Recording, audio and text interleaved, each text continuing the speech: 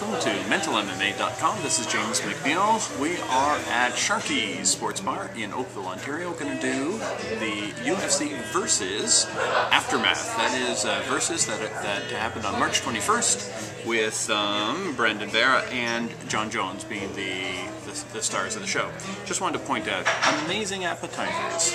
This would be a great place to come on... Okay, good, thanks. Okay, so this would be a great place to come for happy hour. Okay, now to the fights. I am very pleased that my predictions were again right. Some odds maker in Vegas should be calling me any minute to talk about how I can help them because, sorry, pretty arrogant, but I have been right a lot.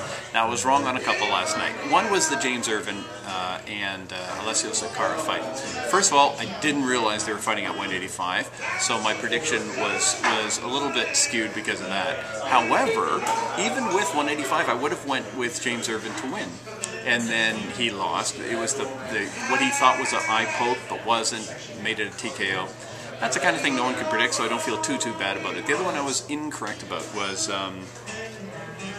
Vladimir Matyushenko against Elliot Marshall.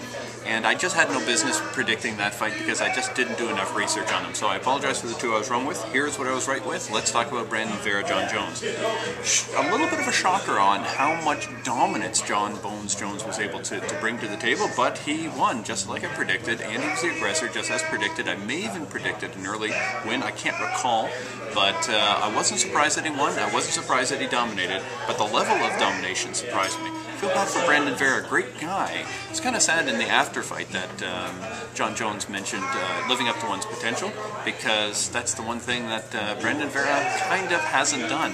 He's an amazing fighter, and he hasn't had the kind of career that he really could have. A couple stumble steps out of the gate, starting in heavyweight for one thing. He had some management challenges. Anyways, I feel for the guy, great fighter. He had a great attitude after, but John Jones is on the climb. Next, Junior Dos Santos. No surprise, I predicted first round aggressive knockout. Exactly what happened.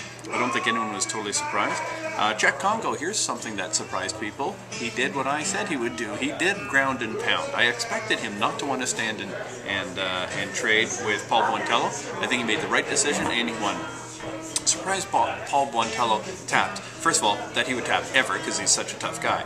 Second of all, to tap with strikes to the leg, but he might have been catching the liver also in those elbow strikes. So anyways, Czech Congo, again, my prediction was correct. And then Brendan Schaub, beautiful knockout, early knockout over Chase Gormley. So predictions looked good for me, and Clay Guida won and looked impressive. I didn't actually see that fight, but I'm not surprised. Didn't make a prediction on it, but not surprised.